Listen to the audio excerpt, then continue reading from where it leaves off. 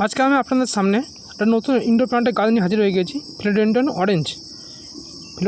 Orange variegated. এটা এক ধরনের ফিলোডেন্ড্রন। অরেঞ্জের সঙ্গে মার্বেল ভেরিগেশন থাকে, গ্রিন অরেঞ্জ মার্বেল ভেরিগেশন।